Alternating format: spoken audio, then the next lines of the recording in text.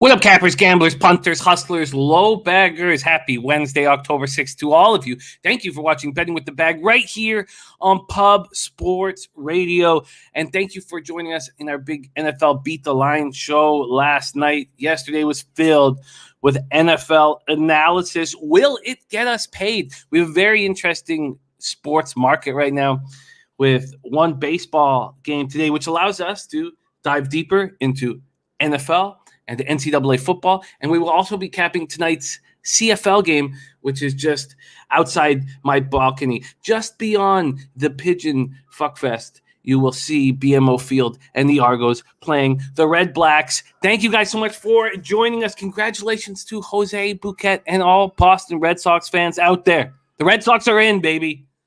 The Red Sox are in. Surprise to some, but not to Jose. Surprise to some. Shout out to everybody joining us. Thanks so much. Gerald Jones in the houses. Let's go Red Sox Nation. Red Sox score first plus 135 and the Red Sox money line. Add a boy. Real deal prime with value on the cards. When Jose lost in no-run first inning, we scored 2 runs in the first inning. I'm like, come on. I'm going to catch this.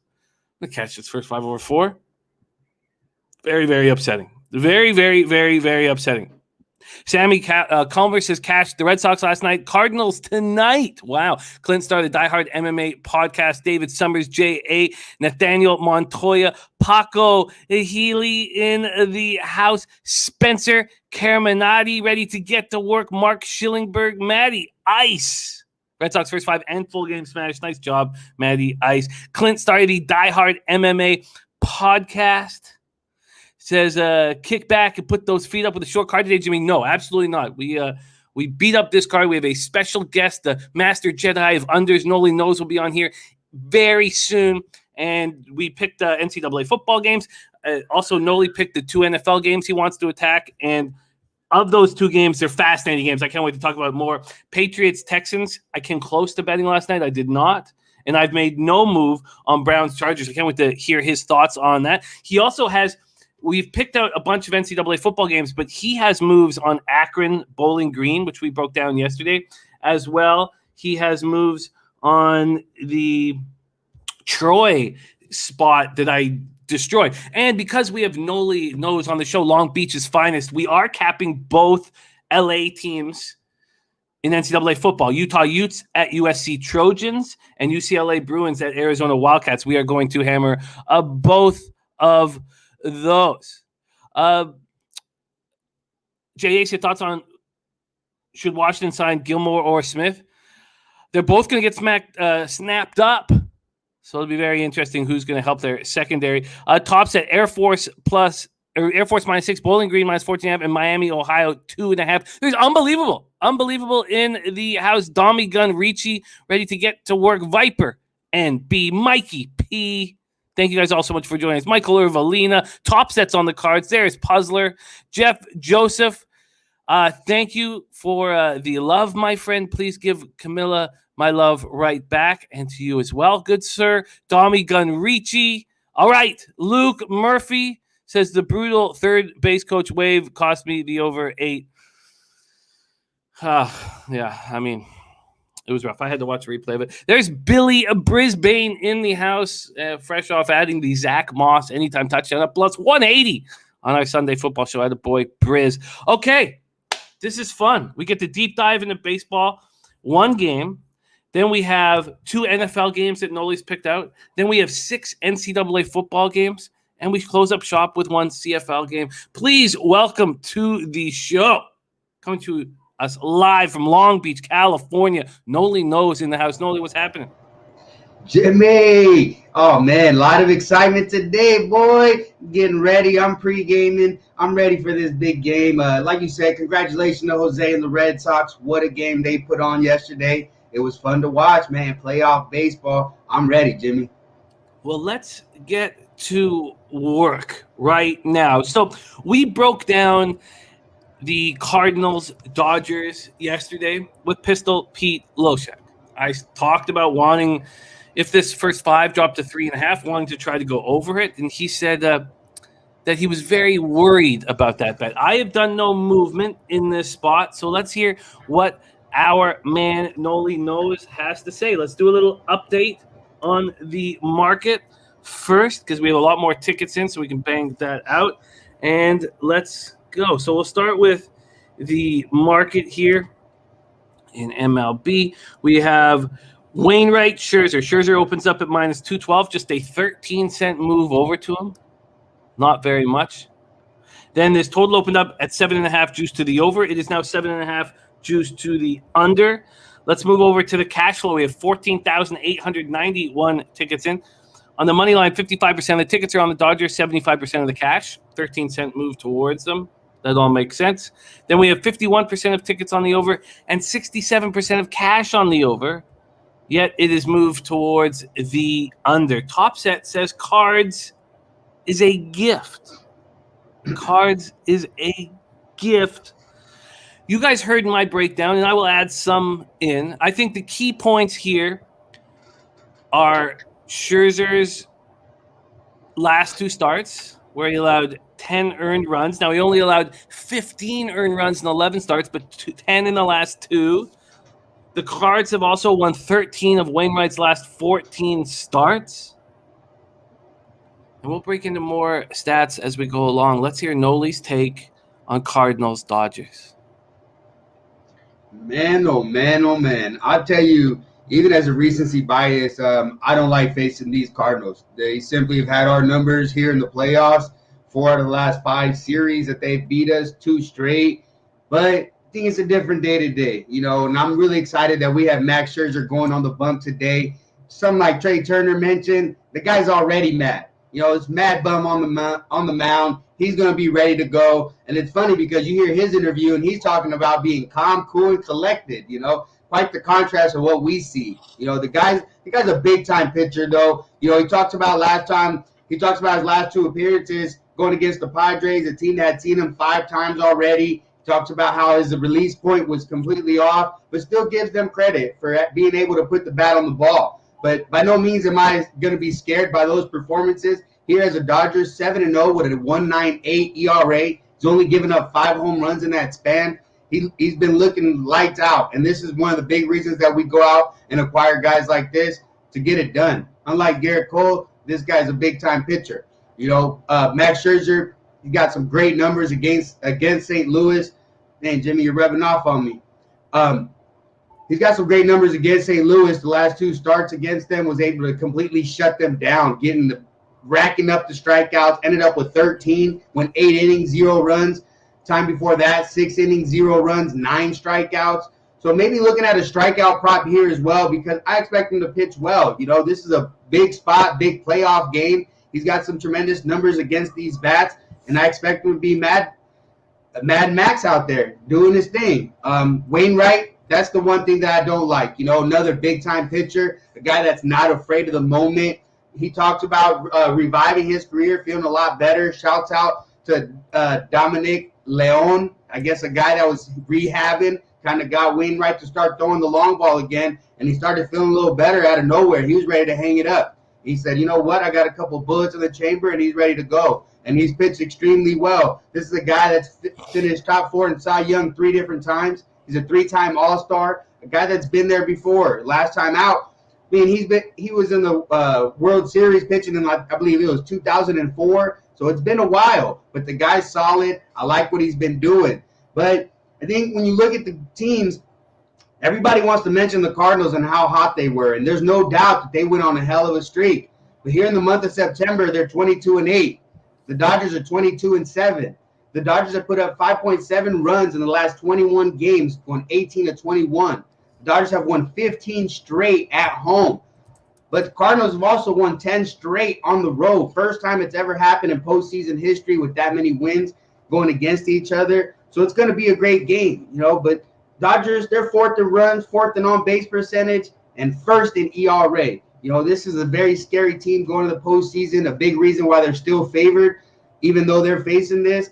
And I love National League playoffs, and I love this moment. The only thing that I don't like is the cloudiness. I was hoping that being a 5 p.m. start that we'll be dealing with some shadows, but it's going to look like it's going to be mostly cloudy throughout the day, even at the start of the game. But I'm hoping that the sun shines through so we can get some shadows overcasting over the pitcher because that'll make things a little bit more difficult. But here, you know me, I like the under. I took the first 5 under 4 in this game, but I still endorsed the 3.5. I would not look over in this game. Yeah, I guess you guys have talked me off the over 3.5. I certainly don't want it heavily juiced, which would be the situation right now. Market moving towards the under. A lot of you guys join us every day, so I don't want to go over stuff that I spoke on yesterday, but against Wainwright, 289, a nice batting average, but just 699 OPS. So not a lot of power against them. They're 24 for 83, but just 7 doubles and 1 homer. Against Scherzer, 180 with a 452 OPS. He just shuts them down. Just shuts them down. The weather we expect to be okay. I did update it on my worksheet. 72 Fahrenheit, mostly cloudy, 6 miles per hour out to right center. Damon's saying it's raining right now, or storms right now. Is that facts? No storms, just a cloudy day. I mean, we dealt with a little bit of thunderstorms the other day on Monday night, but that was just because I guess Ski's birthday for the Chargers. Yeah. First 5 under, you did not move on the full game under, even though both bullpens have been so good over the last 30 days. Cards bullpen 3.03 ERA, 1.13 whip. Dodgers bullpen 2.70 ERA, 1.10 whip over the last 30. You are not moving on full game? The reason I haven't moved on the full game is really the Dodgers. The Dodgers bats have been hot. You got to watch out for Trey Turner out there, and that's a big concern. So not to say that Wainwright's going to get lit up. I don't know exactly, but the Dodgers have been putting up runs. First 5 under 4. What was the juice associated with that spot? I got a minus 115 on the 4. At minus 115. First 5 under 4 at minus 115. Wainwright's last start at home was good. He is a pitcher who historically had pretty tough splits. Always seemed to pitch well at home, struggled a bit on the road. He fixed that, but it did start out that way this year. At home, 9-5, 2.74 ERA, 221 opponents batting average. On the road, 8-2, 3.58 ERA, 217 opponents batting average. In September, 4-0 with a 3.44 ERA, 230 opponents batting average. Max Scherzer, before those 10 runs he gave up in 2 games, was called the best trade deadline pickup in the history of Major League Baseball. That's what he was called. Do you put a line through those last 2 starts? Yeah, I definitely would. This is a different type of atmosphere here. And the thing is with guys like this, I almost like that they got lit up the time before, especially with a guy like Mad Max. He's carrying that. He cares a lot. And his current success that he's had in the season and most recently against the Cardinals, that's why I'm not deterred by this. I feel like it's going to be a great start. And Wainwright, huge stage for him. And he mentioned in one of his interviews, he wants to show the world that he isn't completely broken. And this is, I think he's done it already, but he loves the stage as well. So I expect some great performances today. Well, I guess I've been talked off the first 5 over. I don't want the juice associated with it. I want the 4 to be a win and not a push. So at this point, I'm not going to make a move on it.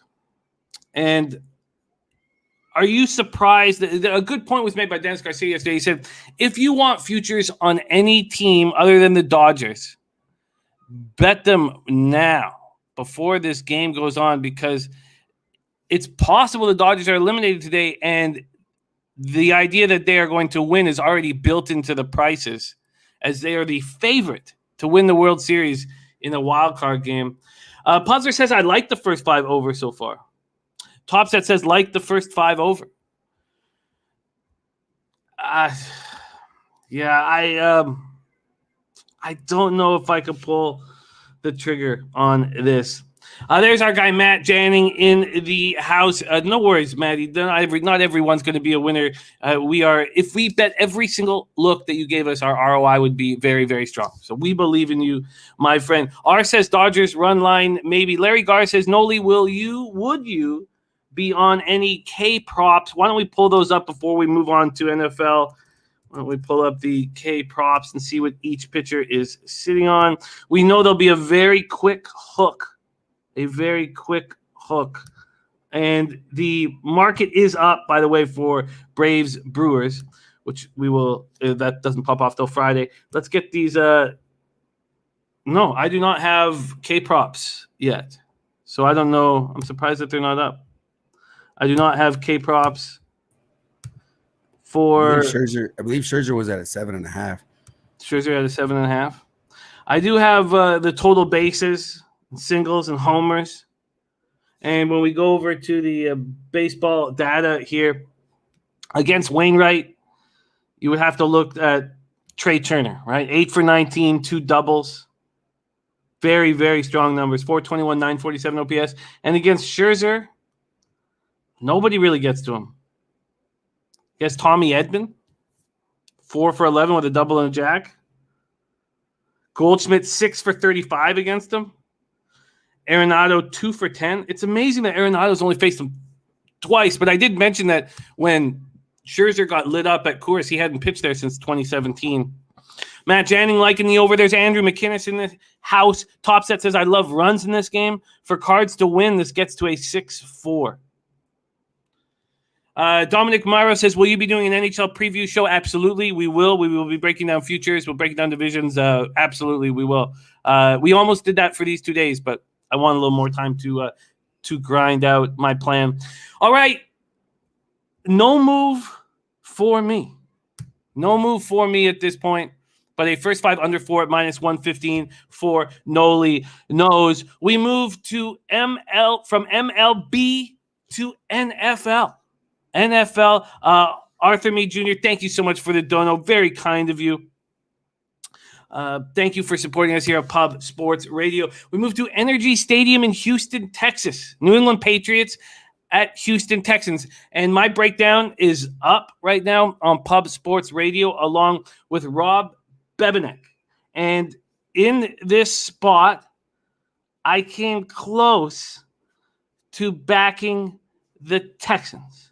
One of the key parts for me here is that, yes, I think there's a letdown spot for New England traveling to a last place team after Brady comes to town. But I need Zach Cunningham healthy. He was placed in COVID-19 protocols on Friday. He's a close contact. He could return for this game if he continues to test negative. I need him in the lineup. And that's kind of kept me off doing anything in this game. Let's take a look at what the market has done even since last night in this New England-Houston Texans spot. We have New England on the road opening up as 9-point favorites. A bunch of books have moved it to 8.5, not all of them. So my book had moved it to 8.5 if I had wanted it last night. And then we have the total opening up at 40 has dropped to 39.5 and a 39 now at BetOnline. So we do have a 39. We move over to the cash flow in this spot, and we have where is it? Sorry. We have 6,481 tickets in, 63% of the tickets, 62% of the cash on the Patriots on the spread, and then 56% of tickets, 93% cash on the under. Nolly Knows, time for your breakdown. Patriots, Texans. Yeah, Jimmy, I mean, I've been on the show a few times, and I've been riding the train, and I'm not jumping off now. You know, you got 2 rookie quarterbacks facing off here today, and I talked about Mills last time. I was like, if they let him throw it, it's going to be trouble. Well, they let him throw it, and he threw 4 interceptions. You know, that's not the team that you want to throw against, and here they're facing another tough opponent in the New England Patriots. You know, I talked about Belichick. That's a guy, that's a defensive mind that I stopped doubting years ago. You know, when he's in a tough situation like he was last week, he responds, and that's what they did as a team. You know, this is a team that's fared well against the pass. They're second in opponent passer rating. They've 4th in passing yards allowed, 14th against rushing yards allowed. So the defense has fared pretty well, and against a Houston O-line that hasn't been able to protect their quarterback. And when we're talking about offensive lines, the New England Patriots are also suffering as well. You know, they've been without right tackle Trent Brown. Well, 2 of their complete left side goes on the COVID list. So now it's a big question of whether or not they're vaccinated, because if they're not vaccinated, they're not playing. So the only way that they're playing is if they're vaccinated and they whatever the rules state, but if not, 10 days, and that they're not going to be on the field. But to me, I think regardless of that situation, there's issues. If you look, their left guard was pulled in the Tampa Bay game. So there's already going to be movement on the offensive line. When you move the offensive line around, it's a problem. These guys need to communicate and know who to pick up. Blown assignments are going to happen. Miscommunication is going to happen the first few times out. So I think that's an issue here. And we keep talking about the Patriots. You know, I talked about their offense being vanilla last time, and you keep seeing it. You know, yeah, Mac Jones throws a lot, you know, especially for a rookie. He has a high percentage, but does he take the deep ball? Not very much. You know, I expected him to take a few more shots with Aguilar last time out. He got over the yards, but I didn't like what I saw. I thought they were going to do a little bit more. And so that's what I look at here, especially when you look at the Texans. They're bad against the pass, but they're good against the run. They're fifth in rushing yards allowed per game. So if they can't establish the run, they're going to have problem. But I still expect Belichick to handle these rookies. You know, there's no surprise what he does, 22-6 against rookies in his career. He's going to eat them up. So, you know, there's only one way for me to look, and that's under. You know, you've been riding this train with me since last year.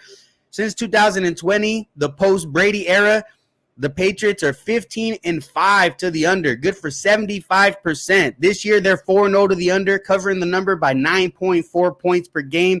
It's the only way I'm looking.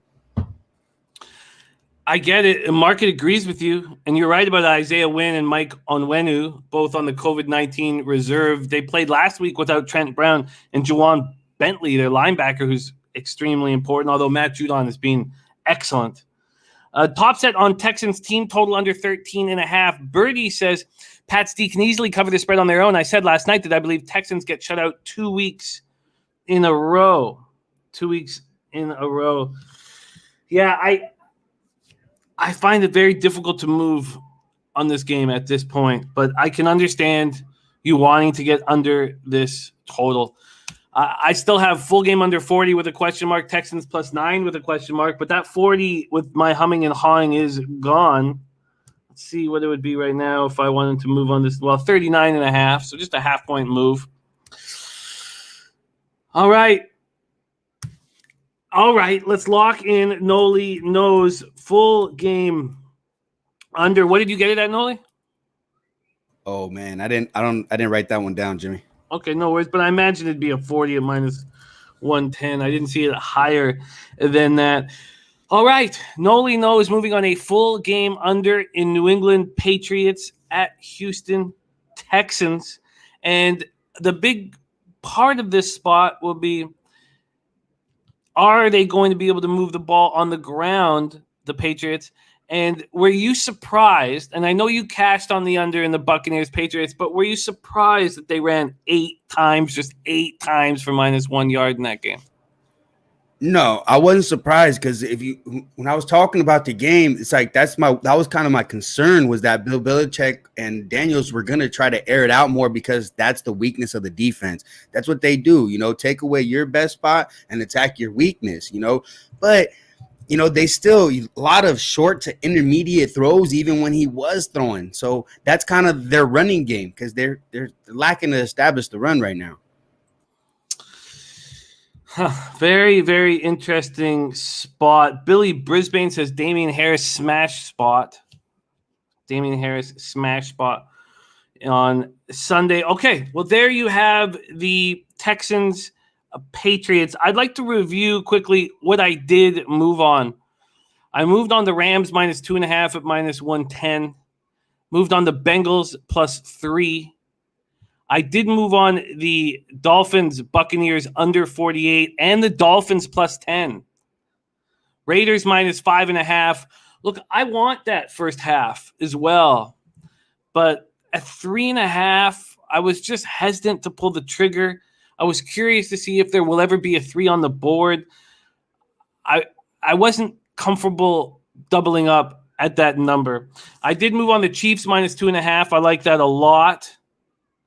Colts +7. I also moved on, and Colts Ravens under 45.5. It sucked getting a 45.5, but I still pulled the trigger. And I agree with the market move in that spot. Let's move on to Nolly's second game on the card, and it is a beauty. Cleveland Browns at Los Angeles Chargers, SoFi Stadium, Inglewood, California. Both teams 3-1, 1-1 on the road. Stefanski returning from Minnesota, where he was an assistant coach for 14 years. He coached beautifully. Belichick can learn a thing or two about how to handle fourth downs from Stefanski. I can't believe I'm saying that. Browns Chargers, here we go. This total opened up at 48.5, and it's dropped to 46.5, even a 46 at BetOnline. The Chargers open up as 1.5 point favorites. That's where they stand now, but BetOnline has moved this to 1. Let's move over to the cash flow in this spot here. Oh, this is going to be such a beauty. 4,362 tickets in on the spread. 47% of tickets on the Browns, 70% of cash. Then we only have the tickets for the total. We don't have the cash. 69% of tickets on the under. Nolly Knows. Can't wait to hear your analysis. Again, if you want to hear Bebenek and my analysis, it's up right now on our YouTube page for this spot. Browns, Chargers. Nolly, take it away. Yeah, exciting game here. When I talk about defense, that's a big factor when I'm betting totals, especially when we talk about pass defense. And these are two of the best teams in the league when you talk about defending the pass. Chargers ranked 5th in NFL passing yards allowed, and not just against anybody. That includes the Chiefs in there, so they're 4th against rushing yards allowed. But the one weakness, if you look at their rushing, they're third worst in rush per carry at 5.3. And that's the concern when you talk about the Cleveland Browns. They got the two-headed monster over there, and they're going to run the ball a lot. You look at last week, they had some success on the ground against Minnesota, but what was the big issue? Baker Mayfield. Baker Mayfield in that game was 15 of 33 for 155 yards. That's a 45.5% completion percentage. Horrible. 4.7 yards per attempt. You look at his top receiver, Odell Beckham, 7 targets, just 2 catches. And that's a common theme with them. I don't know what it is. Odell Beckham seems to be in this guy's head. Baker Mayfield ranks 26 in total QBR, and that's the big thing for the Cleveland Browns. If they get a quarterback, they're Super Bowl bound. That guy is just not the guy. I don't believe in him. And he's going to have a tough time against these Chargers. And even if they had success, like you saw it last week, look at that game. That game was a 14-7 game against Minnesota. Minnesota does not defend the pass well. So here, but what I do like about the Browns is their defense. They're tied for second most sacks in the league with 14. They're 3rd in passing yards allowed, 3rd in rushing yards allowed, 6th in opponent QBR. So this is a defense that I have a lot of faith in. Myles Garrett, guy's a monster. Shouldn't be allowed on the field almost, man. The guy's just so dominant. But I like what I see I like what I see out of these defenses. And Baker Mayfield, I have no confidence in him, and I don't expect him to try to take the cover off this defense. So I like the under here. Under 46.5. You've seen the Chargers. They're 4-0 to the under this year, covering the number by an average of 9.6 points per game. And the reason for it, you saw last year, they were an over team. The defense just could not defend the pass. But this year, they're a lot different, and I love it. And I don't think they've adjusted enough yet. 46.5, I'm going to take that. The under in this spot, and I get it. I'm still angry that I didn't move on the under in the Chargers-Chiefs game, but I get why you're moving on the under here. Both teams running the ball very easily. That 1-2 punch of Chubb and Hunt is just so strong. And Austin Eckler showing why his nickname's pound for pound. He is handling being the RB1. And, we always talk about, can he run right at you? And last week, Eckler ran right at you and took care of business. Yvonne Polo says, Bills all day. We're going to be going head-to-head on that one. There's 1 for the money, 2 for the show in the house. Been too long. Topset says both teams get into the upper 20s. I was surprised at how low scoring that Vikings-Browns game was. I wasn't on the over because I was concerned about what happens if Dalvin Cook is still dealing with the bulky ankle and can't run, and Madison doesn't step up and the Vikings can't run the ball, if they can't run the ball, we know that the Browns have a nice secondary and get a lot of pressure on the quarterback. And I would have taken the Browns had I not had future bets all over them. So it was a nice spot for me just kind of to sit back. And at this point, I've not moved on this game. If I gave you a free $500 bet at -1.5 on Browns-Chargers side, who would you take? That's real difficult. But being the 5.3 yards per carry is what I just can't ignore. It would have to be the Browns in this spot. And that's what the big bets are coming in as. The big bets are coming in as Browns bets. Again, just 47% of the tickets on the spread on the Browns, but 70% of the cash is on the Browns. Birdie says this will be the best D the Chargers have seen. Can't wait to watch this game. I am very excited to watch this game too. There's DJ Big Boss in the house. Great to see you, Big Boss. Eric Jones also with you on the under in the Browns game. So those are the two spots on Nolly's board here. He's on the under 40 at -110 in Patriots Texans, and the under 46.5 at -110 in Browns Chargers. And again, we have everything broken down. We had a 3-hour show last night, so everything broken down, every game on our YouTube page. Schnizzle, Ohio's finest in the house, says, I like my Brownies here, and I like the under. So with you on that, it's going to be a great, great game that I can't wait to watch. There is NFL coverage. We move on to college football. College football.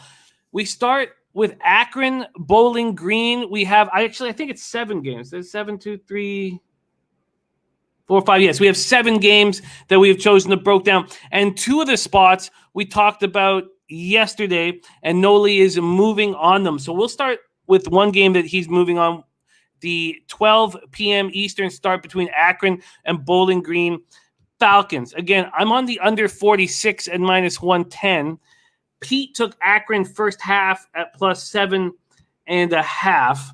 And my thoughts here were we've seen Bowling Green's defense mature under Scott Loeffler in his 3rd year in the program. They beat Minnesota at Minnesota and only allowed 10 points from Minnesota's offense as 30.5-point dogs. They lose 27-20 at Kent State, but we know Kent State can run the score up as well, and that was a 16.5-point dogs. Bowling Green averages just 47.2 rushing yards per game, and Matt McDonald is not an electrifying quarterback. He's a consistent, confident, game plan type quarterback. So if Akron can't stop the run, I don't see Bowling Green being able to dominate that side of the ball. So I like the under 46, and I thought it was a very interesting look for Pete on Akron +7.5. DJ Big Boss says Bowling Green, the worst 3rd down percentage. Don't see how they cover and game goes on and goes under. Don't see how they cover and goes under. So let's take a look at the market move here in this spot, and then we watch Nolly Knows roll. This game is at 12 p.m. Eastern. We will have some tickets today that we can look at. And again, we got Houston, Tulane on Thursday night, Coastal Carolina, Arkansas State on Thursday night. Can't wait to break those games down tomorrow. Here we go. Akron, Bowling Green. Akron opening up as 13-point dogs. That's moved to 14.5, so it has hit that very interesting number over 14. Then from the total side of things, I got in yesterday at 46, and it is still 46 right now. And it's no difference. It's just Bet Online is still the only book at 45.5, so there's been no changes there. And then we go to the cash flow in this spot, and we have 1,475 tickets in now. So 56% of the tickets, 70% of the cash on the spread on Bowling Green. Makes sense. Market moving towards them, a 1.5 move. And then 50% of tickets, 60% of cash on the over. Nolly Knows, take it away. Maction for you on Saturday.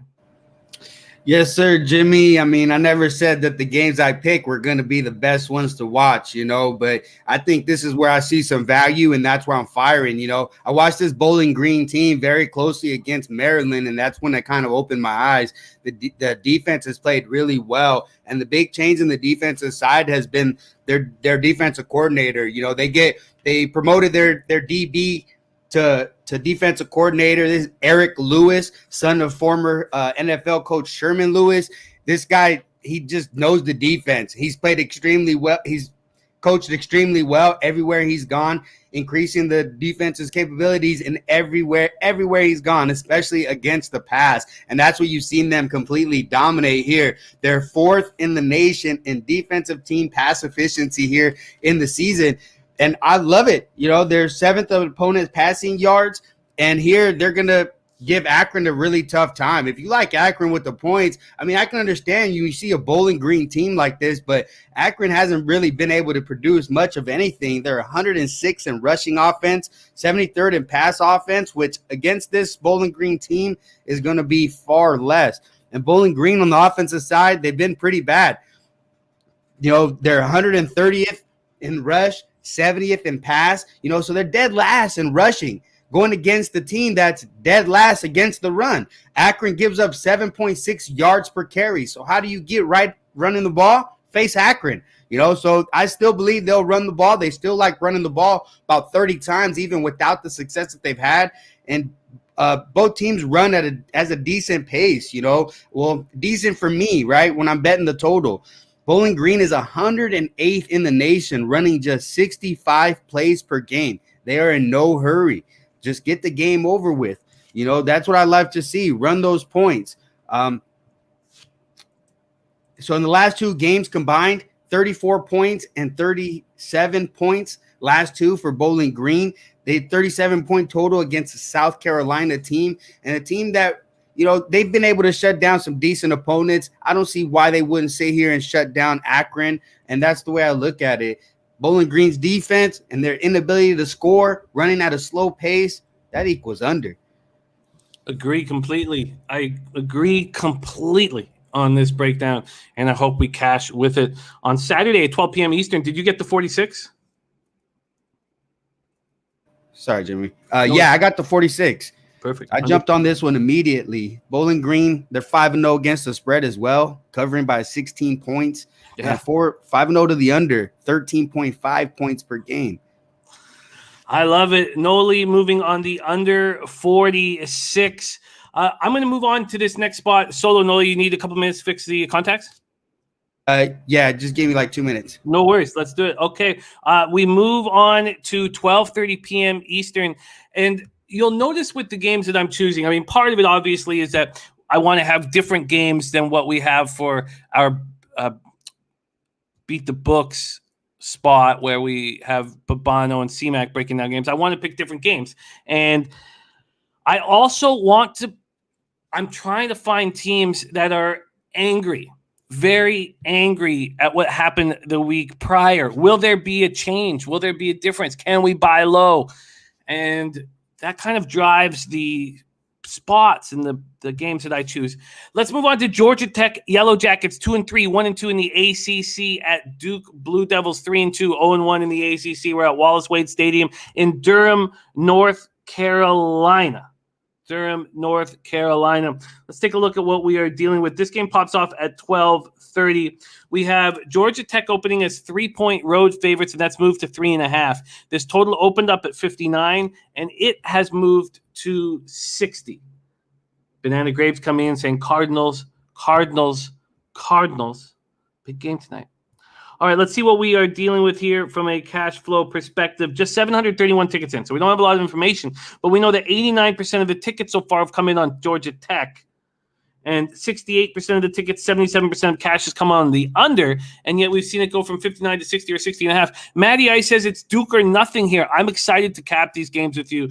I find them very interesting. Let's start with Georgia Tech. After defeating then number 21, North Carolina at home, 45-22 as 14.5-point dogs. The Yellow Jackets weren't able to carry that momentum over as Pittsburgh came to Bobby Dodd and beat them up 52-21. Pittsburgh was only 3-point favorites in that game, and they beat up on Georgia Tech. Pittsburgh dominated time of possession. Maybe dominates a little much, but easily won time of possession, 34-40 to 25-20. They outgained Tech 580 to 432. Georgia Tech has two quarterbacks and freshman Jordan Yates, who's thrown for 613 yards, 5 touchdowns, 1 pick, and dual threat freshman Jeff Sims, who's thrown for 494 yards, 3 touchdowns, 2 picks, but he's run for 200 yards. That's second on the team with 3 touchdowns. Let's move over to Duke. David Summers says, I agree with Matty Ice. Let's move over to Duke. Duke had won 3 straight games before heading to North Carolina last week and losing badly 38-7 as 19.5-point dogs. So what have we seen with North Carolina as a common foe for both of these teams? We've seen that North Carolina, with bringing in a lot of, with Javonte leaving, a lot of very important key offensive roles, they have brought in first and second year players fighting for jobs. And what's happened is at home, in the home crowd, they are very good. When they get out on the road and it's very hard to communicate and to change plays at the line of scrimmage, they struggle. So I don't know how much we take in to Georgia Tech dominating North Carolina and then Duke looking so bad at North Carolina. But I do kind of like that. And you'll see with the games that I've chosen, I do kind of like the idea of seeing if we can buy low on these spots. It's fresh on everybody, in everybody's imagination, what happened to Duke last week in that 38-7 loss. Duke was outgained 456 to 308, gave up 21 first downs while only picking up 15. But Georgia Tech has 2 freshmen, and I know they're not, true freshmen, but they have 2 freshman quarterbacks, and Duke has a senior in Gunnar Holmberg. So Georgia Tech has the freshman, and then Duke has the senior in Gunnar Holmberg, who's thrown for 1,324 yards with 4 touchdowns, 3 interceptions. Who is the single best player in this game? It's Mateo Durant, the lead running back for Duke. 106 carries, 636 yards, 8 touchdowns. Then we have Duke perfect at home, 3-0 at home, outscoring the opposition by a combined 127-73 in those contests.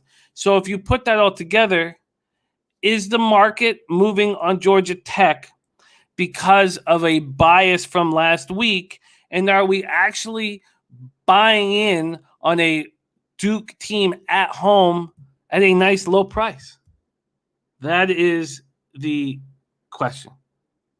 That is the question. So let's see if we have any other looks here.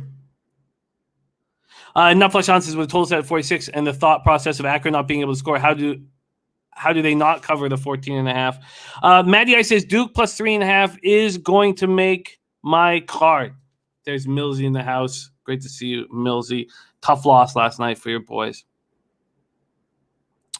Dom says as long as it doesn't affect your betting, and that's for me. I just think that this is a buy low price. Topset says I think Georgia Tech gets another win. And Maxie says people aren't very smart at UNC. They actually, okay, Dom is a brick, is what he said.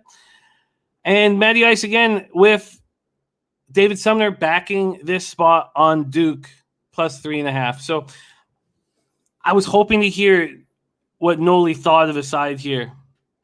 Fernando Encinas says, I will pass on this game. I feel like Duke is the spot. Let's just see when they move that to 3.5 at Pinnacle. So that moved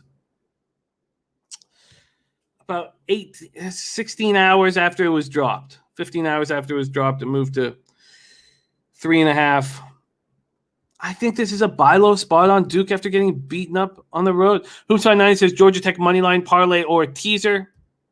So I'm thinking of moving on Duke plus 3.5, and I think Matty Ice has pushed me towards that.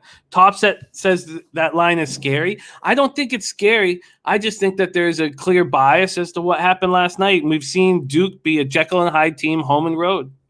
That's how I see things. All right, let's move on from the Georgia Tech Duke spot plus 3.5. is quite likely going to make my card. We move on to 3:30 p.m. Saturday, Florida Atlantic Owls at UAB Blazers. So we have a Blazers team in a very similar situation as Duke in last week. The Blazers were absolutely destroyed by Liberty, losing 36-12. It was 36-3 at one point, and somehow I pushed the first half, which bothered me enormously. And Matty I says, Jimmy, I'm on Duke, and I like your breakdown, but Georgia Tech played just as bad, if not worse, last week. Yeah, you're right. You're right. I think they look bad against Pittsburgh, but I think it's the mutual foe in North Carolina, Georgia Tech beating them up badly, and then Duke getting their asses kicked by them that I think is giving us a nice buy low spot. But no, it's a good point. It's a good point. Kevin Riley, I did move on the Rams at -2.5 on Thursday night. All right, Florida Atlantic Owls at UAB Blazers. We're at Protective Stadium in Birmingham, Alabama. Let's start with the market here, and then we'll move into the cash. This is at 3:30 p.m. This one pops off. And UAB opening up as 6.5-point favorites. That's gone all the way down to 4. This total opened up at 49. We now see 48.5s on the board. Let's move over to the cash flow if they'll give us any information on this UAB spot at 3:30. We have just 453 tickets in, so let's not get too much into it. But look at this, 75% of the tickets, 88% of the cash on UAB, and a market clearly moving towards Florida Atlantic. This is wild situation. So let's talk about it. 2 weeks ago, Florida Atlantic took an extremely ugly 31-7 loss at Air Force as 3.5-point dogs. Air Force completely dominated time of possession. They held the ball for 40 minutes and 57 seconds. They outgained FAU 516-219. FAU only had 10 first downs. They bounced back in a big way last week. They defeat Florida International at home 58-21 as 10.5-point favorites. N'Kosi Perry passed for 329 yards, 3 touchdowns. Florida Atlantic put up 704 yards of offense. They averaged 9.4 yards per play. Deacon Mike looking at the Owls here. Both of these teams have difficulty getting pressure on the quarterback. So I think from that standpoint alone, I can understand why the market's moving towards the Owls, because you would think that N'Kosi Perry can take advantage of time a little more than Dylan Hopkins. Let's talk about UAB. After back-to-back road wins over North Texas and Tulane, UAB came home and got beaten up by Liberty 36-12 in a game that they were 2.5-point favorites. They only had 14 first downs. I think that it's a nice bounce back spot for UAB. But how do I go against this giant market move? And what do you think of UAB's defense that's allowing 23.8 points and 370.8 yards per game, but only has 6 sacks on the season? To me, it says it's a buy low spot on UAB, who got completely embarrassed at home last week, and now they have the second straight home start. Maxwell Smart says take the under in this spot. Hoops 590 is passing on this game. This total opened up at 49. It's now at 48.5. So it's a tough spot. And I was thinking that this was a perfect opportunity for the Blazers to bounce back. But I guess I've not been given enough confidence from the chat maybe to pull the trigger. So I'll just leave UAB. And do I want to go up against this market move? Puzzler leaning towards UAB. Who banging? Sports Talk says UAB 4-1 to the under, FAU 2-3 to the under. You do the math. There's Dennis Trusty in the house. And Matty Ice says, in this game, whoever is getting the 4.5 is a side you should be on. And at that point, that's Florida Atlantic Owls. We have Nolly Knows back in action. Nolly, I did break down Georgia Tech Duke and Florida Atlantic UAB. Did you have any feelings on either of those two games? Really, just really on this one more so than the other one. The Duke one was a little bit difficult for me to try to get a grasp on that team in general, really. But here in this one, the inability for Florida Atlantic to stop the run, and UAB likes to run the ball quite a bit. Not saying that they're very successful in it. I think they're 57th in the nation rushing the ball. So I think they'll be able to control the clock a little bit more. I think the numbers a little bit inflated. That's the only look I was leaning towards. Almost felt like you're leading me to it with some of these games that you picked out. But yeah, I lean under. A lean towards the under. And let's go with the UAB Blazers. Liberty destroys them. Do you think this is a bounce back spot for them? Yeah, but that's Liberty. I think they're a much better team. They're a much better coach team. You know, a team that really produces offensively. For the Atlantic is, you know, nothing to be fearful of, in my opinion, because of the way that UAB has played some defense. They played some much tougher opponents, in my opinion, and I think they'll be able to slow them down and keep this total under. And are you going to move on this under? Oh man, that I don't know. That I'm close to it, but some that I got to look into. Kind of hard when I got so much action out, but. Yeah. Okay. I was just curious. And Nolly will be back with us on Friday to see if there's any other spots that he is moving on. All right, let's move on to Georgia Southern Troy.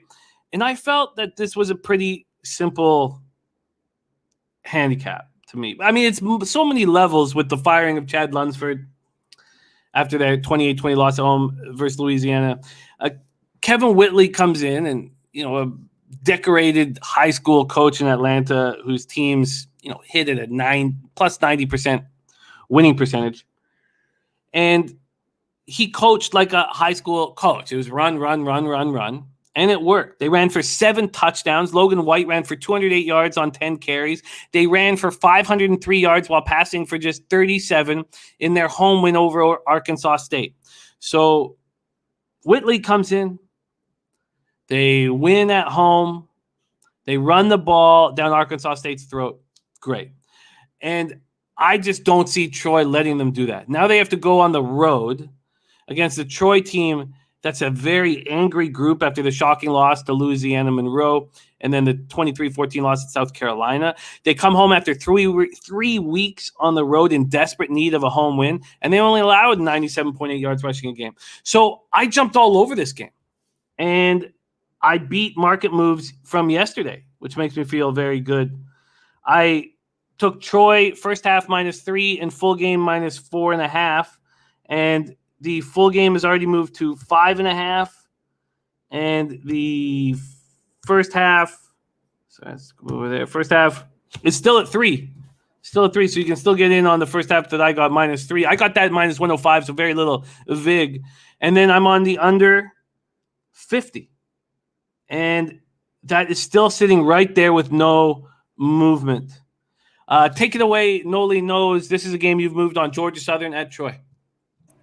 Yeah, I jumped on this game right away, and for a few reasons. You talked about Georgia Southern with the change at coach, and who moves in but a DB coach, a former player here at Georgia Southern, Kevin Whitley, and I love to see the DB coach. You'll hear me say it over and over. In this era, when you're talking about a passing game that most people are trying to deploy, DBs are very important, so I always look for that. And Georgia Southern, they love to run the ball. You talked about it. They're 126th in passing, just 102.8 yards. 4th in rushing, 292 yards per game. But here they're going to have a tougher time against Troy. You talked about them against the rush, 20th in the nation, and that's what they've been doing. They've been shutting down opponents, and on offense really haven't been able to do much of anything. Their rushing is 119th in the nation, passing 68th in the nation. And that's honestly the weak spot for Georgia Southern when you're looking at a Troy side is their pass defense, you know, but still Troy, not an offense that pushes the pace a lot. They run about 68 plays per game.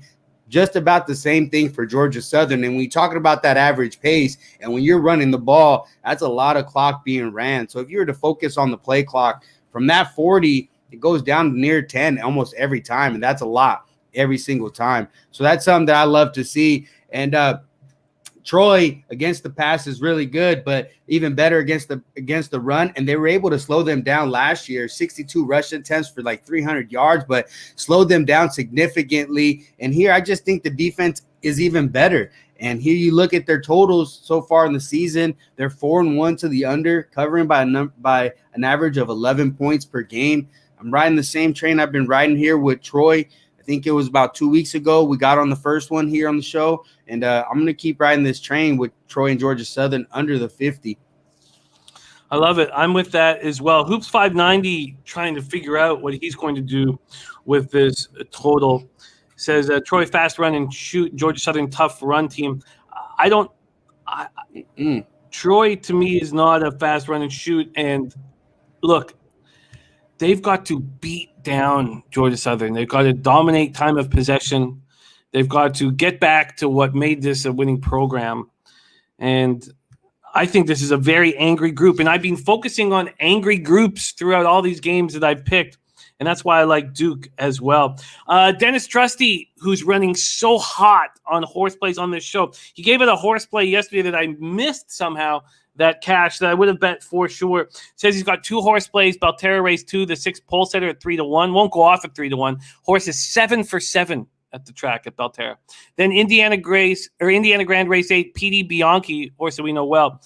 Even money, beat the second choice by 7 lengths, and that horse beat everyone else here. And you can get T-Gaff to come on for this chalky race. Dennis Trusty giving us looks here. Thank you for sharing your hard work with us, Trusty. And I've always been a PD Bianchi fan. And that last race PD ran was an absolute thing of beauty.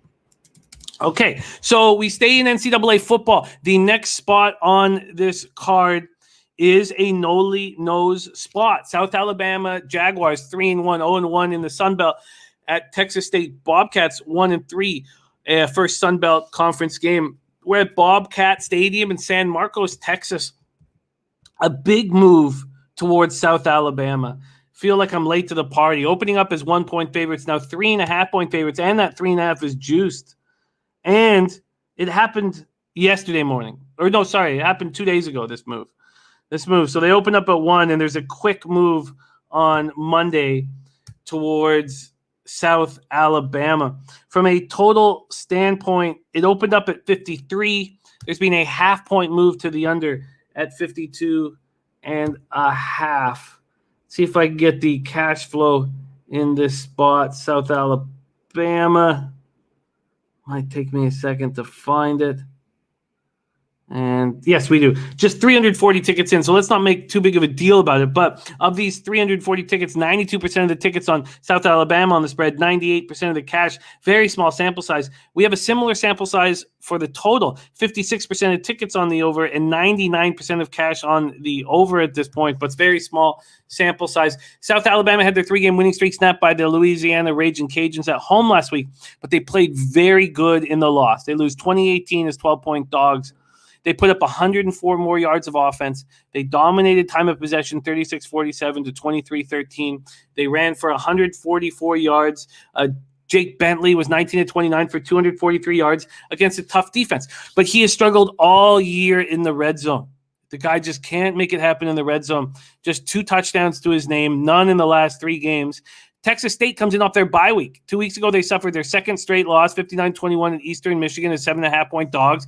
Eastern Michigan racked up 199 more yards than the Bobcats, 33 first downs compared to Texas State's 18. The Texas State Bobcats have lost 3 straight home games. Brady McBride completing 57.7% of his passes for 786 yards, 7 touchdowns, 3 interceptions. The home team has won every meeting between South Alabama and Texas State. So the first question I had is, why would the books open this up as the Jaguars as 1-point favorites? Why would they do that? That's an enormous red flag to me. And it really, I guess you can take a breath and say, well, look, it's all been South Alabama Jaguar money since that came out. But why would the books do that? When clearly South Alabama is a better team than Texas State, they must think that the home field advantage is a big, big difference maker in this game. all the money coming on South Alabama Jaguars. Let's see what Nolly Knows has to say about this spot. South Alabama, Texas State, Bobcat Stadium, San Marcos, Texas. Take it away. Yeah, Jimmy. I mean, that movement, I watched that thing move and I slept on it, because I agree wholeheartely with that move. This Texas State hasn't shown much of anything, where on the other side, South Alabama has showed some promise, especially when you talk about on the defensive side. They face some tough opponent. When you talk about Louisiana Lafayette, able to compete in that game, almost pulled it off, a 20-18 ball game. And that's what I see.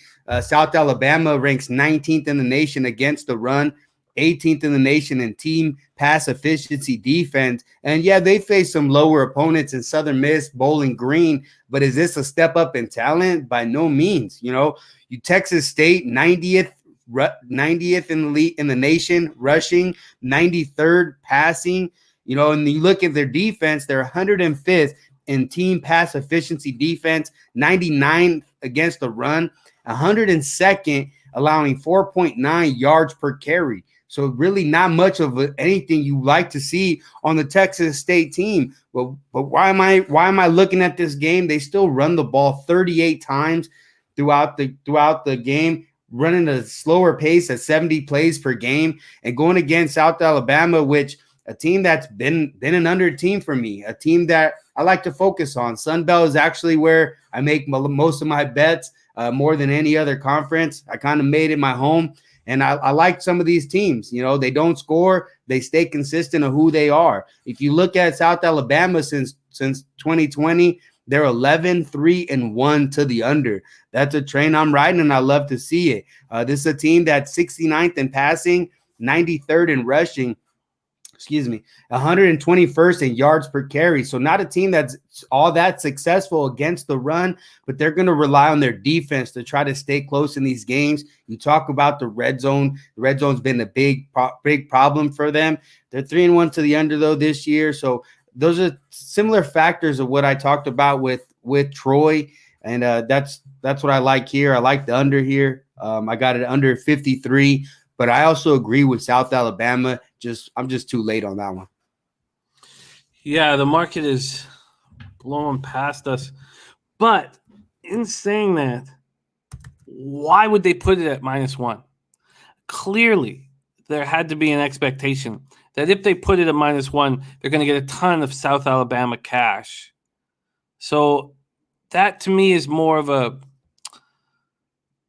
it's a red flag. It's a red flag, and it almost feels like the books are sitting back laughing, almost saying, "Oh, we got them. We got their money where they had to know the money was going to come pouring in on South Alabama, and that makes me uncomfortable. The line didn't make sense off the top, and I guess because it's a smaller conference, people think that I can take advantage of this market. Yeah, it's Hoops 590 giving us the final score is South Alabama 31, Texas State 17. So then I guess the home teams won every meeting between these schools. Hoops 590 says bookie error. I don't buy it. I just don't think this was an error. I think it's a tricky spot, but Nolly not worrying about any of that. He's on the under 53, which is something that both Max and Hoops 590 are looking at as well. Max says, I think it's more of a 21-10 type game. South Alabama can't score in the red zone. Can Texas State keep them out of, keep them still struggling? Like, can they get right against this Bobcat defense?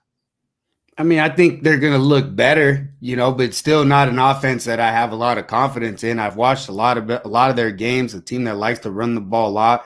Even with success, they're still running. So it's run first, so run the clock. Yeah, I get it. I think that you guys are on the right track, and I'm not going to move on a team at 3.5 when it moves past that crucial number.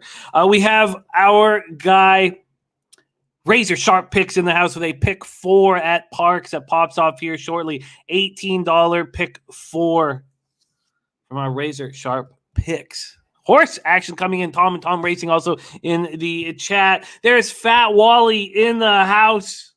Trot Wham. Thank you guys so much for joining us. And NCAA basketball talk in the chat. It's almost Maxwell Smart's time. Okay, now we move on to the Pac-12, a conference that is so difficult. The only success I've had in Pac-12 is when my dad calls me up and says, put $200 on whomever, and I say, sure, I'll send that in for you, and I do nothing. That's the only success I've ever had in Pac-12. And Max talks about it too. It's a very tricky conference, but I have Long Beach's finest Nolly Knows in the house, and I thought, what a great opportunity to cap these two LA teams that are two messed up football teams. I never know what USC or UCLA is going to do from any given week. Let's start with Utes, Trojans. Utah Utes 2-2, 1-0 in the Pac-12. USC Trojans 3-2, 2-2 in the Pac-12. We're at Los Angeles Memorial Coliseum in Los Angeles, California. Let's start with the market move in this. USC opening up as 4-point favorites. That's moved down to 3. This total opening up at 51. It's moved to 52.5. I imagine with two big LA schools here that we're going to get some tickets. Let's see if we are in the first one. USC, where are you? I don't know why I'd be up there. Here we go. Just 680 tickets in, so not helping. But 32% of the tickets on Utah, 78% of the cash on the Utah Utes. Utah comes in off their bye week after 2 tough road losses at BYU 26-17 and then at San Diego State. Utah defeated Washington State 2 weeks ago at home, just 24-13 as 15-point favorites. Utah did not look good in the victory. Washington State dominated time of possession, 36-53 to 23-07, and had 3 more first downs than the Utes. The Utes have lost their last 4 road games. Charlie Brewer throwing for 484 yards, 3 touchdowns, 3 picks. This is not the Utes team that we remember. This is not the Utes defense that we remember. After USC lost 42-28 at home to Stanford, they fired Clay Helton. Associate head coach and corners coach Dante Williams has taken over as interim coach. He's never been a head coach before. Since then, Utah has won at Washington State 45-14. Then they came back and lost at home to Oregon State. Their first loss at home to Oregon State in 61 years. And they didn't just barely lose. They lost 45-27. Then they bounced back at Colorado as 9-point favorites on the road. They win 37-14. Slovis 19-29, 276 yards, 3 touchdowns, no picks. The Trojans have lost their last 2 home games. We got California cappers in the chat. I love it. We don't talk about the Pac-12 very often on this show. We're doing it now. Nolly Knows, Utah Utes, USC Trojans. Take it away.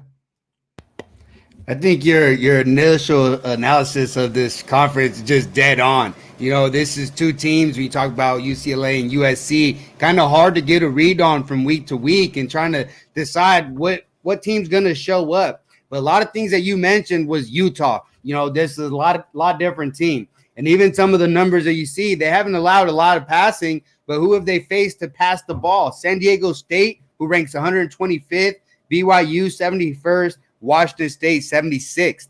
So I think that's a big problem here against USC because they love to pass the ball. Passing the ball 40-something times a game, 21st in the nation in passing yards per game. And you look at Utah, they're 0-4 against the spread, staying way away from that number, minus 9.1 points per game. I couldn't find it.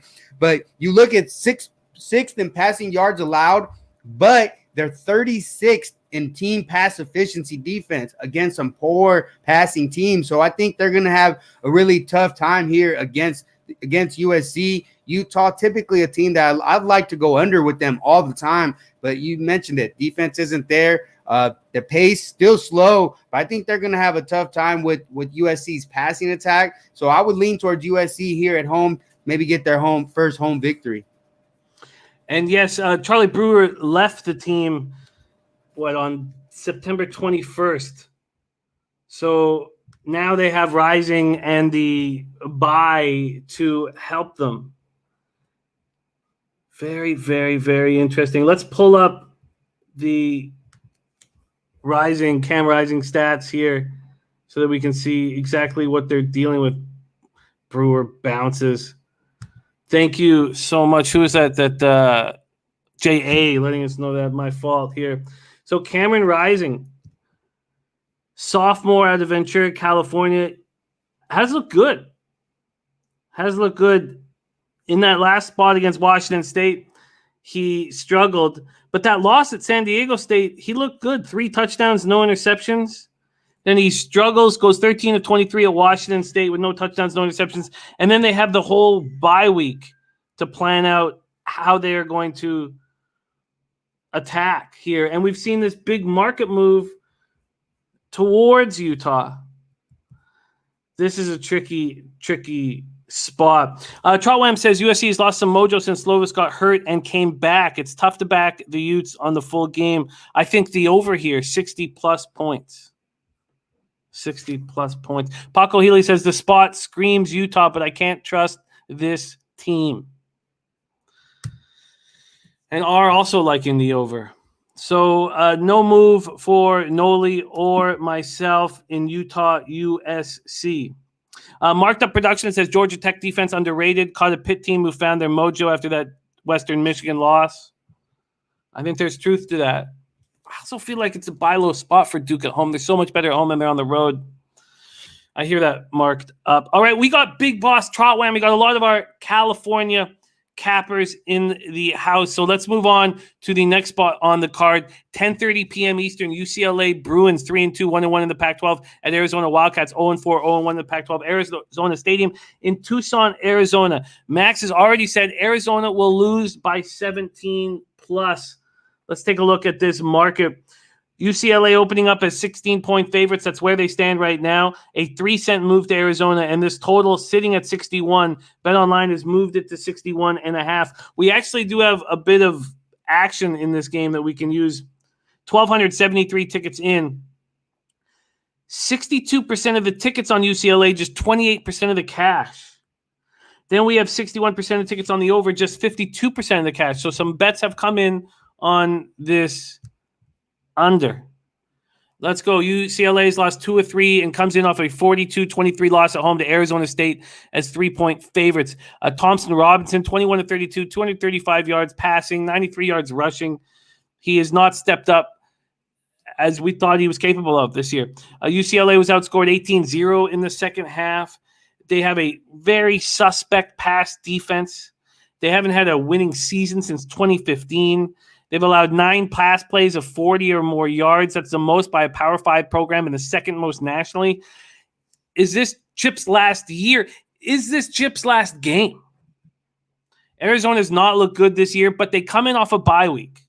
3 weeks ago, they lost to Northern Arizona at home as 26.5-point favorites.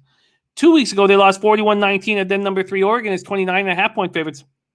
They actually outgained the Ducks 435 to 393 and had 31 first downs to Oregon's 17. It was the 5 turnovers. Jordan McLeod threw for 233 yards, 1 touchdown, and 5 interceptions. Trotwham says, I can't back UCLA by more than 2 TDs. Wildcats stink. Says UCLA's defense is just as bad as Arizona's. Here we go. Nolly Knows. UCLA Bruins and Arizona Wildcats. Take it away. Yeah, another difficult spot. Chip Kelly, what are we going to get? Ends up looking like the team is on the up and up. End up getting smacked by Fresno State. Well, not smacked, but they end up losing that game, which unexpected. Everybody was like, finally, he's turning the corner. But hell, got one more corner to turn, I guess. But here, I think it's a tough spot when you talk about Arizona. This is a team that really hasn't been able to produce much of anything. The offense, 110th in rushing, going against the number 9 defense in the nation, or number 10 team in the nation against the run in the Bruins. And the Bruins allowed just 85.2 yards per game on the ground. Arizona's 112th in FBS in yards per rush. UCLA's 20th in that category, giving up just 3.1 yards per rush. So I think in this spot with UCLA, also UCLA has forced 6 turnovers, which is 42nd in the nation, but Arizona has committed 10 turnovers. That's 9th most in college football. So I think this is a tough spot for Arizona. just favoring a lot of the stuff that UCLA just kind of playing into their hands. And that's kind of what I look at here. But again, we talk about it, my I guess recency bias, and that's why there's a reason why I bet Sun Belt more than the Pac-12. These two teams are the ones that I'm supposed to be focusing on here in LA, but I can never get a read on them. They never do what they're supposed to do, and that's my concern here. UCLA's been getting torched through the air, so does Arizona end up putting up some air yards? Because that's a potential there, but UCLA was able to take care of business last year against Arizona, 27-10. And I just think they'll have their number, being able to stop them on their weaknesses and strengths, just the way that they match up. Is Arizona capable of abusing the weak pass defense of UCLA? Yeah, that's what I don't think so. I don't have a lot of faith in Arizona, and I don't really like betting bums. See, I was hoping that I could get pushed into backing Arizona off the bye at home. Michael Irvelina says UCLA first half is the play after that loss. Big bounce back. God, they're just not to be trusted.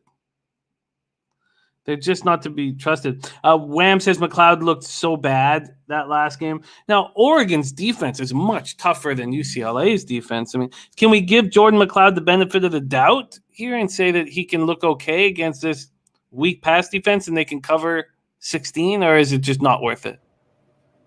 Well, I wouldn't still wouldn't call Oregon's pass defense like elite like that. So I mean, I know it's a step down when you're going against UCLA here, but it's tough. That big 0-4 right there, Jimmy. And that team ends up doing something that they have no business doing on the field. You're gonna be mad at. You got to be mad at yourself for taking that sorry ass team. I just can't do it. Yeah, it feels like every time we cap the Pac-12, I'm just left with, okay, we'll just let this shit go. Hopefully my dad will come in and say, put 200 on UCLA, and I'll just hold on to the money. Looks like no moves. Max says, Jimmy, stop fading me. So Max is on UCLA to beat up on Arizona. It's these teams off of buys. If you don't trust their coaching staff, are they? So we have Arizona coming in off of bye. We have the Utes coming in off of bye. So we have both dogs playing these LA teams off of buys, and hard to get hope here. Deacon Mike says, after the Dodgers lose tonight, I'm thinking next time we see Nolly, he'll have a black sheet hanging on the wall to cover the Dodger memorabilia. He did call it Walmart Dodger memorabilia. I was not going to do that. I know that does nice memorabilia. I'm going to cut that out. Oh, it's all good. It's all good. He's going to be watching no matter what. I see that Cubs sign. He's going to have the gone fishing sign. Yeah, I guess Deacon can't lose in this game because either the Dodgers lose or the Cards lose. I thought that he'd be cheering for – he hates the Cards so much, I thought he'd be cheering for your Dodgers. Nikolai everybody hates the Dodgers more now. He's getting a lot of hate this year. Trotwam says Dodgers aren't losing. Gregorio Ruiz says Dodgers smash. And Nikolai Jubinski says Arizona opponents' points per play is high. Well, no moves for us here in the Pac-12, but Max thinking of moving. I know Max. I wonder if Max did move on UCLA. Michael Irvelina saying UCLA first half. It seems like Chip has them rolling early, and then they just fall apart after. All right, there you go. So a review of action here in college football. We have Nolly Knows moving on the under 46 in Akron, Bowling Green. I'm already on that. And Pete's on the Akron first half plus 7.5.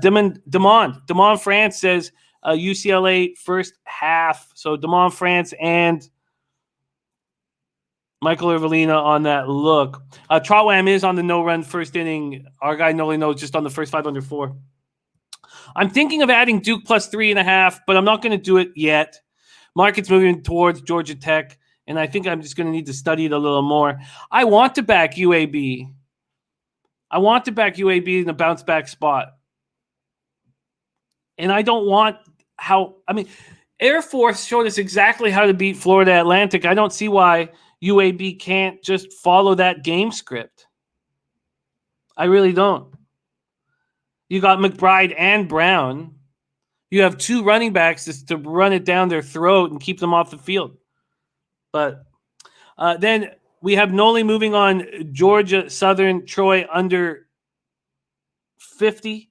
I've already moved on that, and I doubled up on Troy first half -3 and full game -4.5. That full game's moved to 5.5, and the first half is still at 3, but it's juice now. I got it at -105. Then the under 53 for Nolly in South Alabama, Texas State.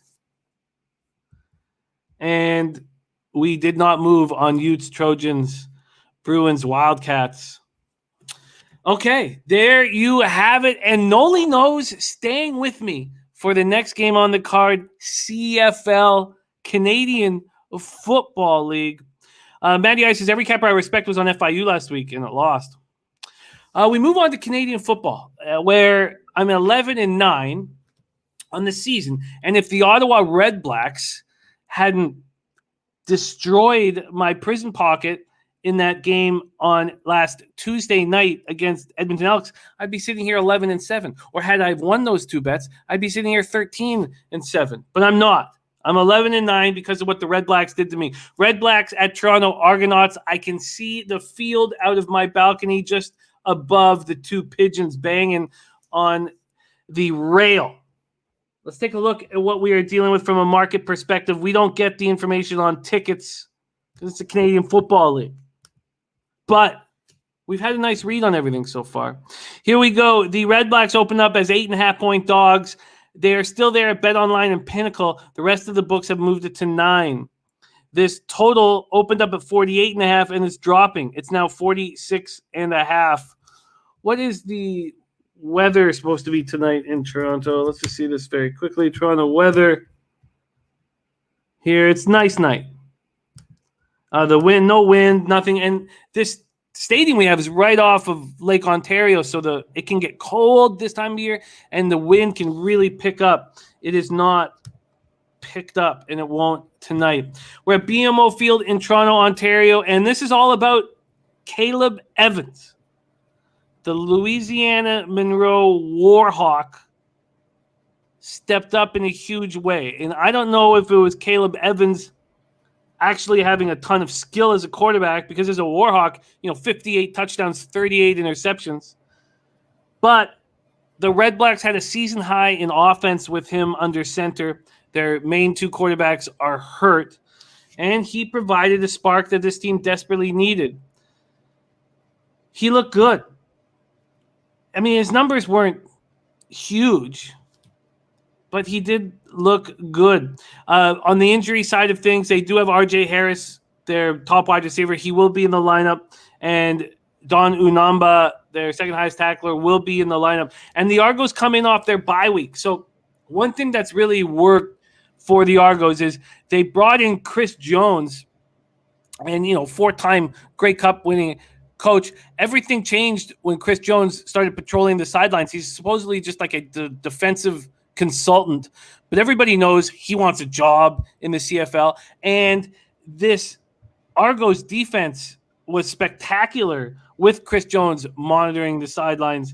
They held Vernon Adams to just 58 yards rushing. They also had only 4 penalties on defense. They were penalties nonstop from this football team, just not being focused. And then Chris Jones walking up and down the sideline. They played as well as they've ever played. And then McLeod Bethel Thompson, who looked like he lost his starting job to Arbuckle, was excellent. And I expected him to be excellent.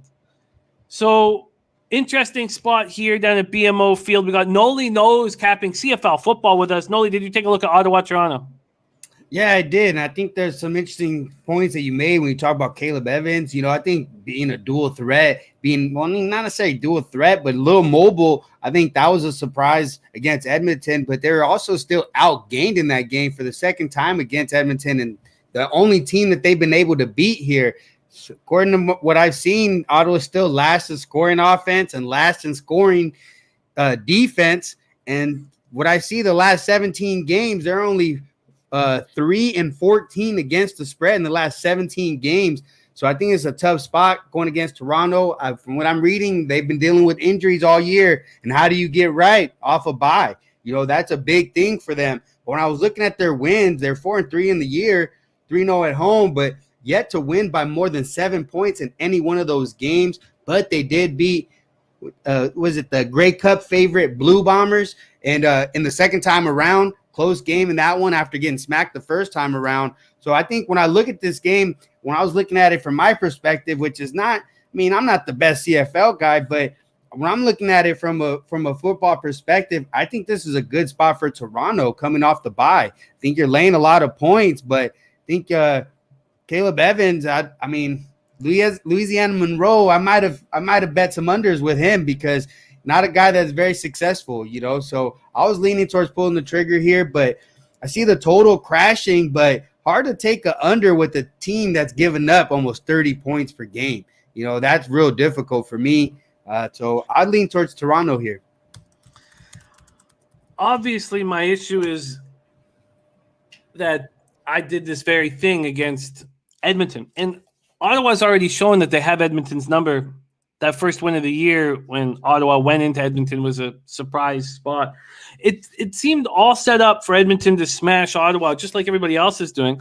And then Caleb Evans comes in and gives them a spark. Is that spark going to completely dissipate now that they hit the road against Nargo's team that's 3-0 at home? Makes me think that you're right, but then that key point, Argonauts just aren't blowing anybody out. Arthur Meade giving us a final score of 29-21, which would just creep over.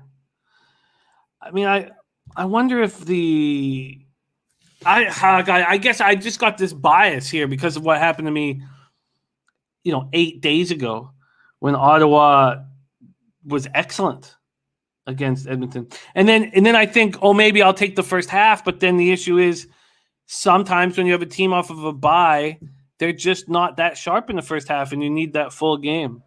Yeah, some of those teams will start slow. Yeah, you're right. So I guess that has me on the fence, but God, this team is different with Chris Jones staring at them. Let's just see if we get some team totals here quickly in this spot. We have 18.5 for the Red Blacks. Can they get to 18.5 points? Maybe that's the better look. But, I mean, I guess if they go under 18.5, it's quite likely. If they go under 18.5, it's an under. If they go under 18.5, the Argos probably cover. The pimp slap play today from Mike M is the Cardinals first 5 plus a half. You're a good man, Millsy. I guess I'm going to need more time on this spot. I guess I can't quite move on it at this point. Sadly. Okay. And you were leaning towards the Argos and you would take them full game, Nolly? Yeah, I've already done my work. I think I'm going to end up pulling this trigger. Yeah. God. All right, it makes tons of sense to me, but I just am hesitant right now.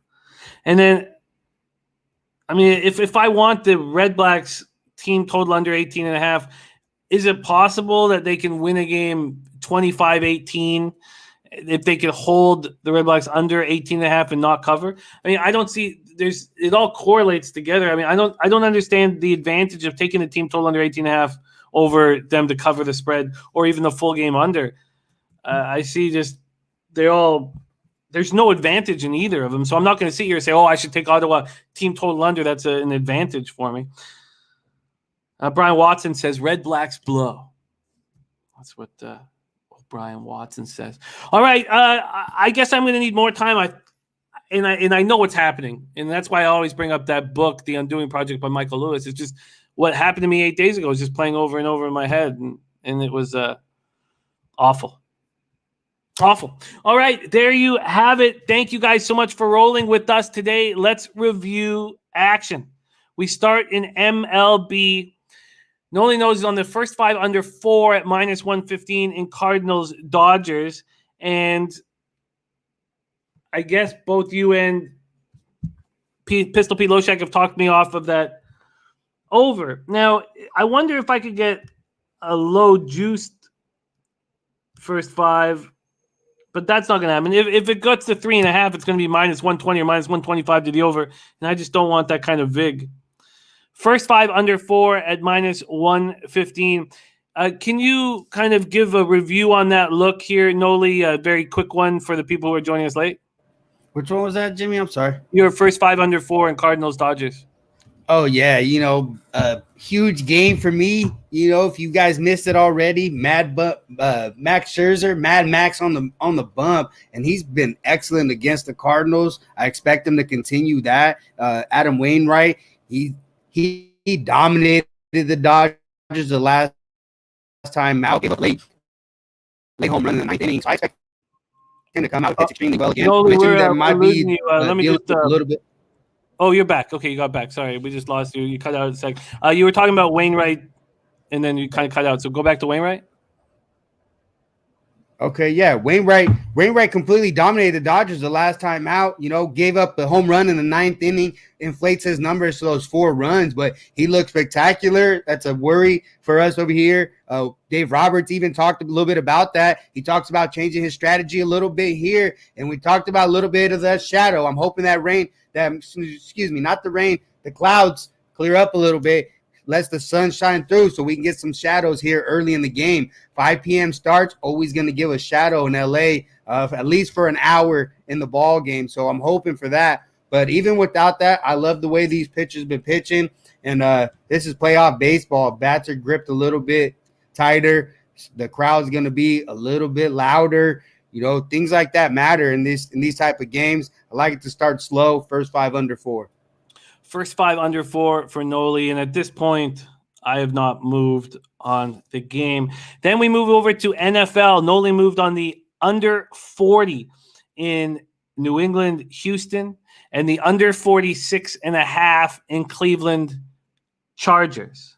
For me, I have the Rams minus 2.5, the Bengals plus 3, the Fish Buccaneers under 48, Dolphins plus 10, Raiders minus 5.5. Again, I want the Raiders first half, but that 3.5 is just enough to not have me. I just want to watch what happens with this market. Let's just look at that first half and see if there's been much movement since last night.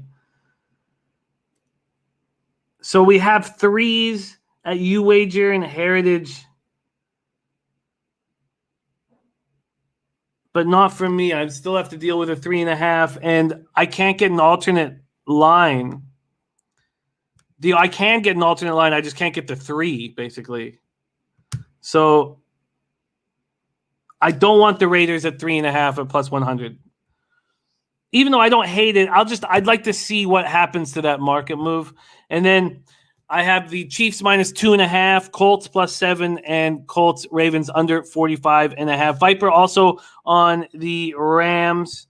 A marked up production says UCLA or pass in that UCLA Arizona game. When we get to college football here, I have moved on 6 spots, and the 2 additions that Nolly Knows made to his card, I'm on already.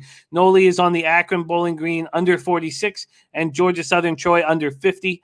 I'm on those 2, but I've also doubled up on both Marshall, first half, full game, and Troy, first half, full game. I've beaten the market move in Troy. I got 3 and 4.5. The 3 was only at minus 105. It's now quite juiced, the 3, and it's moved to 5.5. And Marshall, it looks like I'm going to beat a market move. A few of the books have moved to 21. And then we stayed off the pack, 12. And I'm interested in Duke plus 3.5, but I guess it's going to require some more study. I guess you guys talked me off of UAB as well. And Nolly is also on the under 53 in South Alabama, Texas State, which does make a lot of sense. I'm going to need a little more time on that. And then we have Canadian Football League, where Nolly's close to moving on the Argos. And while it makes a ton of sense, I just don't see this team blowing teams out enough. And I don't know exactly what to do. And the Red Blacks obviously have a little bit of confidence after that last win versus Edmonton. There you have it. Playoff baseball coming our way. We have a nice packed show tomorrow because we have the Thursday nighter in the NFL, which you guys know I'm already on the Rams. We have a couple nice spots in college football as well. And then we have playoff baseball in MLB coming all weekend. Nolly will be joining us again on Friday. Deacon says, we're only concerned about your well-being. I drink too much. Deacon, help me. Help me. Viper says he's on the Rams too. That makes me feel good. Nolly Knows. Thank you so much for joining us on this Wednesday. Do you have any last words for the great cappers in the chat? Oh man, no, thank you for having me. I appreciate all the kind words, not so kind words. I love them all. Shout out to everybody. Big game for Nolly Knows tonight. I hope you do some maybe some live tweeting. We'd love to see. If things are going well. If things are going poorly, you can just. I'm gonna be extremely wasted. I'm going to the game. Find me section 129, row B. Love that spot. They need me today, Jimmy. I got the call. They said they need me. I'm going. I'm there. I'm not missing this one. Oh, I love it. I love it. Travel safe. I guess you're fine in Echo Park Boulevard. I got egged on my 4th day in Echo Park Boulevard. Right in front of a grocery store, just 6 eggs. Easy target. You're an easy target, Jimmy. Yeah. Actually, I had to run 4 different times. Run away 4 different times. Sprint away 4 different times. Oh God. Why did you have to sprint away? Danger lurked. Jose Bouquet. Danger. When I would hear, "What's up, dude?" I knew that I should be on my toes. Get on your toes. The only person who would smile at me on Echo Park Boulevard was the security guard at the bank. And when he would smile at me, I knew he was thinking, "The fuck are you doing here?" And he would smile at me. There you have it. Carlton Johnson says CFL take the under 46. In Ottawa, Argos coming in off the bye. Thank you guys so much on behalf of Nolly Knows. Follow this man on Twitter at Nolly Knows. Jose Bouquet, Jeff Slaughter, everybody here at Pub Sports Radio. Thank you guys so much for watching. Let's have a big Wednesday. And keep working, keep studying, because we're going to have more college football games that we'll be breaking down for the rest of the week. We got more NFL to do. And don't forget Trustees horse action. Trustees being white hot with the horses. I'm going to pop it in one more time for you, those of you who missed it. Here we go. And Nolly Knows. Shit, let me just do twice here. That's the first one. Let me cut this. Edit cut. So there's Trustees' first one, and this is Trustees' second one. Nolly, have a great time at the ball game tonight. We'll be thinking of you, my man. Thanks a lot, Jimmy, and we'll see the Giants in the next round. Leche. Hey, Los Bookmakers!